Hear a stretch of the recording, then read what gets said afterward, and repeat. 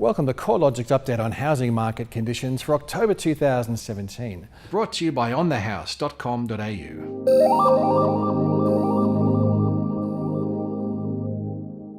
This month we're providing an overview of how the housing market performed over the September quarter, and we're reviewing some of the factors contributing to a slowdown in the rate of capital gains. CoreLogic's National Home Value Index edged 0.2% higher over the month of September, with dwelling values across the capital cities up 0.3% compared with a 0.1% rise across the broad regional areas of the country.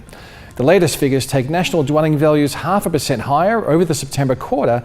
That's the slowest pace of quarterly capital gains since June of 2016. Focusing on the capital cities, dwelling values were 0.7% higher over the September quarter, which is well below the recent peak rate of growth, which was recorded back over the 3 months ending November 2016. Back then, the quarterly rate of growth was appreciating at 4.2%.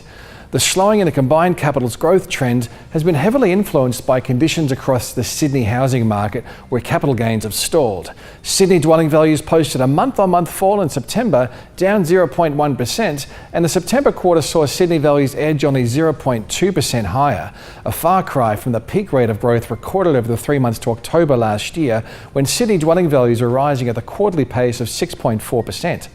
While the Sydney region is looking increasingly like it's moved through the peak, conditions across the Melbourne marketplace have been more resilient. The pace of capital gains has slowed, but dwelling values were still 2% higher over the September quarter.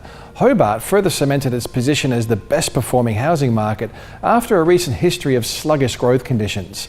The past 12 months has seen Hobart dwelling values surge by 14.3%, the city's highest annual growth rate since 2004. The remaining capital cities have shown a diverse performance over recent months. Perth dwelling values look to be moving through the bottom of the cycle, with values edging 0.1% higher over the month. However, values remain lower over the quarter and over the year. For Darwin, the housing market isn't showing the same signs of bottoming out, with dwelling values slipping 0.7% lower over the month and 4% lower over the September quarter.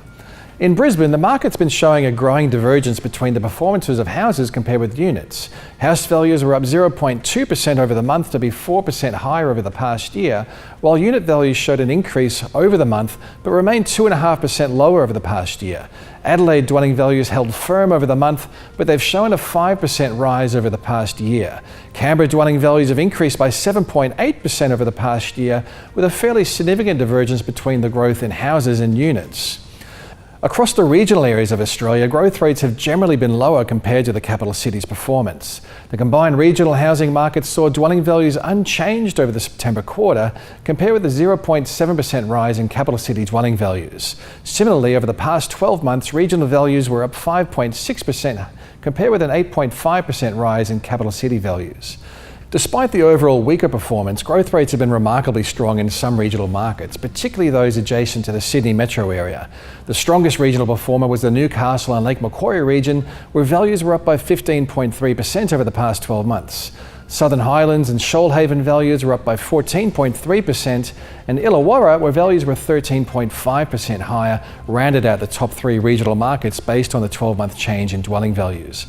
In Victoria, the strongest regional market was Geelong, where growth was 11.4%, while in Queensland it was the Sunshine Coast with an annual gain of 6.6%. The Perth housing market is showing plenty of signs that it could be moving through the bottom of its downturn.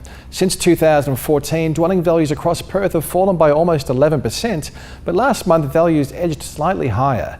Additionally, advertised stock levels are 13% lower than a year ago, and properties are selling faster and vendors aren't offering as much discount from their asking prices. Additionally, year-on-year settled sales are up by 1.4% as buyer demand starts to lift from a low base. The slowing in housing market conditions shouldn't come as a surprise, considering the recent history of dramatic capital gains across the Sydney and Melbourne markets. Since dwelling values started rising in 2012, Sydney values have surged by 75%, while Melbourne values are up by 57%.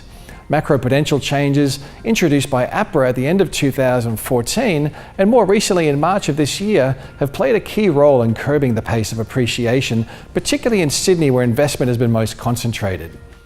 On the back of changed regulations, investors and interest-only borrowers now face a premium on their mortgage rates. Based on the data to the end of August, variable rate investment loans were typically attracting a 60 basis point premium. While we expect growth rates to continue moderating, at least from a macro perspective, driven by Sydney and to a lesser extent Melbourne, there are other factors that are likely to keep a floor under housing values. Housing demand, fueled by strong migration, has risen during 2017, with the Australian Bureau of Statistics reporting the third highest net overseas migration result on record over the March quarter of 2017. Australia added more than 86,000 new residents from overseas over the quarter, most of which will contribute to demand for Australian housing. Almost 75% of these migrants arrived in New South Wales or Victoria. While investors are likely to scale back due to disincentives such as high mortgage rates and low rental yields, first home buyers are a rising presence in the housing market. Based on July data, first home buyers reached their highest level since 2013. Stamp duty concessions that became available in July for first home buyers in New South Wales and in Victoria helped to push the number higher, but other states where incentives were unchanged also saw higher proportions of first home buyer activity. Additionally, mortgage rates are likely to remain close to historic lows. Although the cash rate may rise in 2018, the likelihood of a substantial lift in mortgage rates remains very low considering household debt levels are at record highs. Overall, we're expecting that growth rates will continue to moderate across the combined capital cities of Australia. However, the slowdown will likely continue to be influenced by weaker conditions in Sydney and to a lesser extent in Melbourne. We'll be tracking the movements in housing market conditions along with other key economic and demographic trends at www.corelogic.com.au.